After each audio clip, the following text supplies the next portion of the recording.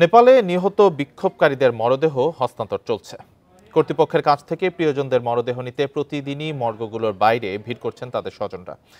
ইতোমধ্যে নিহত বিক্ষোভকারীদের কয়েকজনের শেষকৃত্য সম্পন্ন হয়েছে।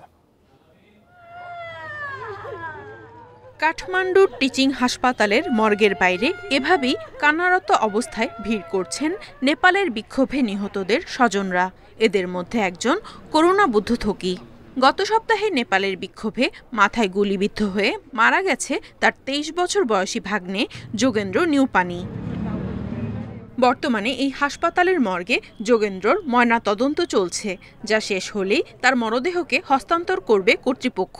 তাই গত ৩ দিন ধরে এই মর্গের বাইরে যোগেন্দ্রর মরদেহ নেয়ার জন্য অপেক্ষা করছেন খালা করুণা। ৮ সেপ্টেম্বর বন্ধুদের সঙ্গে বিক্ষোভে যায় যোগেন্দ্র। কিছুক্ষণ পর ওর এক বন্ধু এসে জানায় যোগেন্দ্রর মাথায় গুলি লেগেছে। বিক্ষোভে পুলিশ যখন টিয়ার গ্যাস ও গুলি ছুড়ছিল তখন সাহস নিয়ে সামনের দিকে এগিয়ে যায় সে। দেশের জন্য অনেক বড় আত্মত্যাগ করেছে সে। আদরের সন্তানকে হারিয়ে পাগল প্রায় তার মা।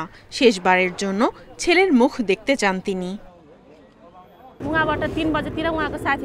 আমার বোন শেষকৃত্যের আগে ওর মুখ একবার দেখতে চেয়েছে, তাই আমরা ওর মরদেহ প্রথমে বাড়িতে নিয়ে যাব। করুণা জানান, কাঠমান্ডু থেকে প্রায় ৫০ কিলোমিটার দূরে তাদের গ্রাম। সেখানেই ভাগ্নের মরদেহ নিয়ে যাওয়ার প্রস্তুতি নিয়েছেন তিনি। যোগেন্দ্রর মরদেহকে গ্রামে নিয়ে শেষ শ্রদ্ধা জানানো হবে। পরে কাঠমান্ডুর পশুপতিনাথ মন্দিরে তার শেষকৃত্য অনুষ্ঠিত হবে। Nadia Tabassum, independent news.